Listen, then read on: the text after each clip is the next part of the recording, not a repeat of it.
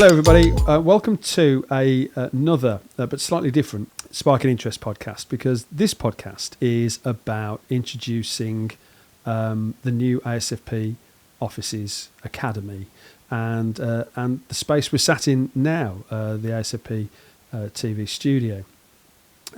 So we've moved in. You'll be pleased to hear we moved in beginning of December in 2023 last year. We've had 2 months of finding the kettle, a bit of snagging with the main contractor concerned, and then sort of improving things that we found where we needed improving as we'd settled in over the last couple of months. Christmas, New Year get in the way. As I sit here now, we're at the end of January, so we are pretty much here. One of the spaces is this. We're not quite sure what to call it, by the way, so we will take ideas from very intelligent viewers from the passive fire and wider stakeholders within design and construction. It is the old comms room of the office we now own.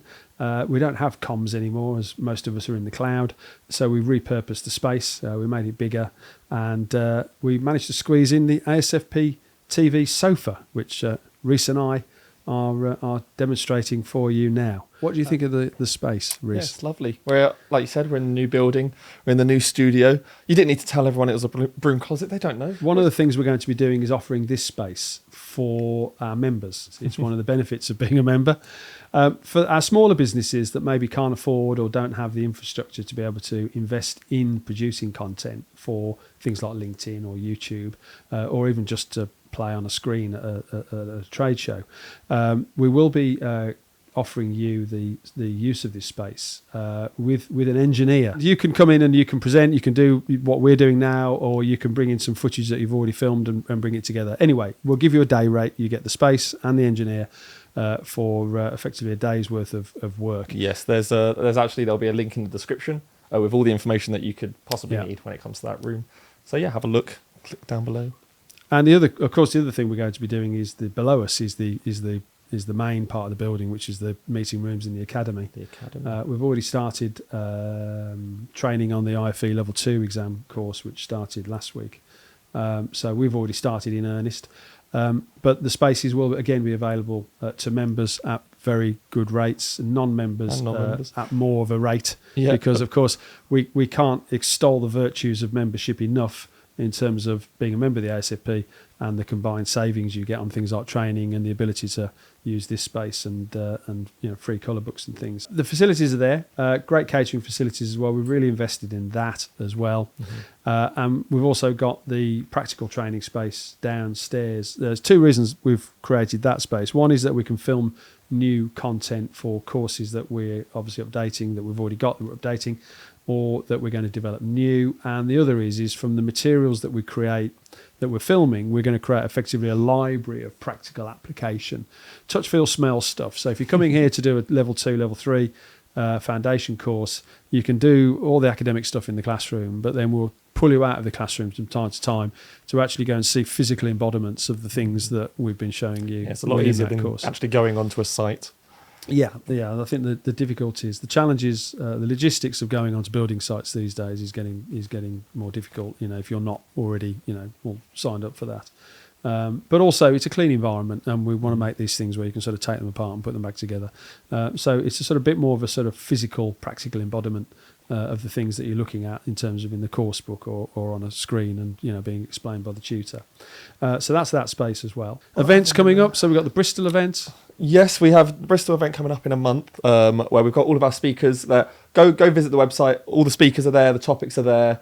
There's still exhibitor space. So if you're a member and you want to exhibit, there's still a partnership opportunity. So if you want to have your logo plastered everywhere, it's all available. Again, there's going to be a lot of links down there. You'll have to navigate it. Our events this year are very much like last year. They're all on the website, but we'll be cycling through them again. We've got the AGM, we've got the regatta again, bigger and better than ever. And the awards later in the year, some seminars thrown in there. Scotland. And of course, we've got the usual trade dues as well. We've got fire safety event in May. Bit of fun and games later on in the year because we've got London Build and FireX very close together, and our awards. all very close It's all together. happening very close together. Might So not get ready. We might not have time for Christmas. Is the honest answer. We may just cancel Christmas and just carry straight on through to the following year.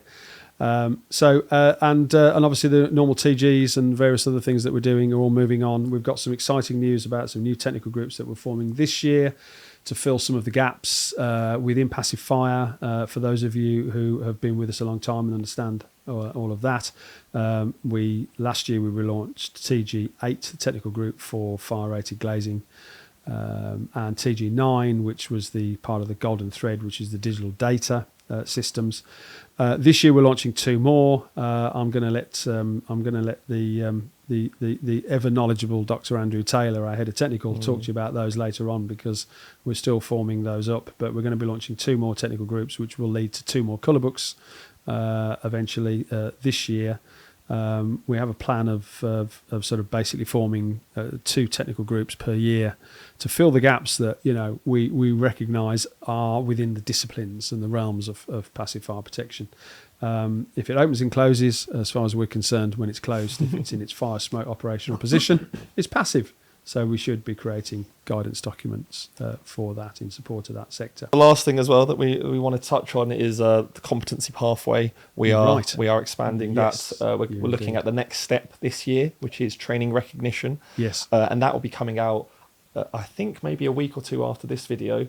But it could be give or take a little bit. But yeah, we're touching the next step, training recognition. Should we qualify what training recognition is? Yeah, we can do. Obviously, it will be fully qualified in that post in the future. But yeah, if you want to give them a little spoiler. The Competency Framework, which we launched last year, is a framework defining the what you need to do to be defined as competent within the ASFP Competency Framework by operation. So we launched a series of definitions around fire stopping.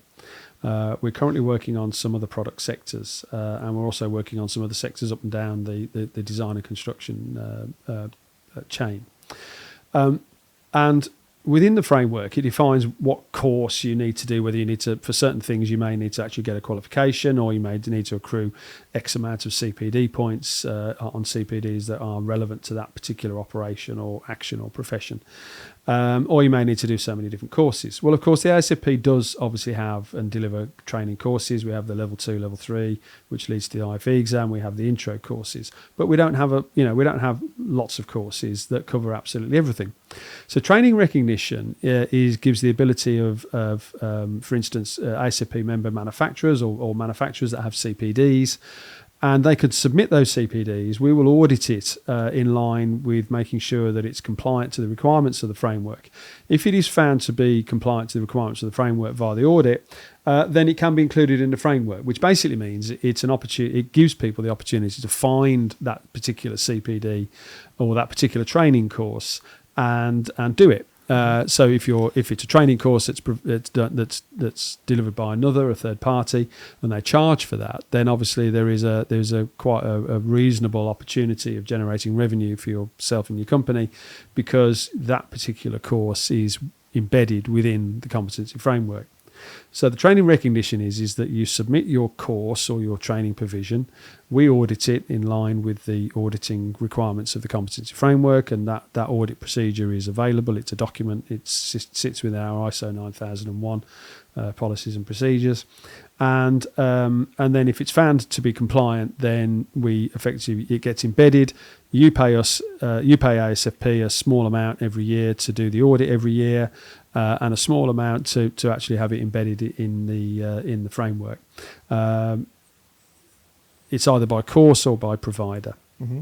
So basically, the competency pathway that we're creating, the first step that came out last year was, as you said, this free library of information. What you need to do. The second step is how you can do it. The needs to do's. And they won't all be our courses. I mean, there'll be, if there's a course on, how to install a fire door or how to check a fire door, and it's found to be meet the requirements of the audit, and that course is provided by a third party to the ASFP, then it can go in, because actually the value of the framework is in the depth and breadth of the learning material that's in it. by anyone that is, any organisation that's focused in those particular areas. Yeah, and as you touched on as well, you could be a provider, or you can have the training provider badge or the training program badge, and we issue a badge. So Yes. if it gets approved and it gets embedded, then that particular course or that particular training provision gets issued with the provider badge. the badge And that in provider. itself, even though we say so ourselves, having an ASFP training provider, training recognition logo on that particular course will give that course probably additional kudos than it's had before. So I suppose the only other thing is if you're a member and you're passing Warwick University, come in and see us. We have an open door policy for members, so you can come in and have a coffee and have a chat. If you're a notable person and you want to come and talk to us on Sparking Interest, so if you work, upstream and downstream of our core membership, if you work in government, if you work in any of the departments like OPSS, DLUC, you work within RIBA. We'd love to see RIBA here and come and talk to us about what they're up to. RICS is the same. CABE, any of those professional bodies. If you want to come in and talk to us on a Sparking Interest podcast, come and talk to us. The red sofa is here and waiting. We've already got a bunch of amazing people lined up for the year to look out for. We've been very lucky, actually. We've got some very good notable people coming. Those will be coming out for But you can never have enough notable people. Of course not. So we know who we have a target list of people we do want to talk to. Really, that's it. Welcome to us, to the ASFP's new home, because it is, to our members, this is your home. A happy 2024 in the new building. It is, I think so, especially with 4 coffee machines. Oh yeah, that's it really. So welcome to you, welcome to us, and come and see the new place. If keep your eye on the socials for obviously the grand opening. We're again being more embracing, more engaging, more inclusive, wanting to support up and down the supply chain of our sector, and so we've sort of started to develop supporting new areas of the markets. And that's a positive thing. Yeah. We've got the resource and the capacity to do it, so it's the right thing to do. Lovely. Well, thank you for joining us. Thank you. We'll join you again next time. Yeah.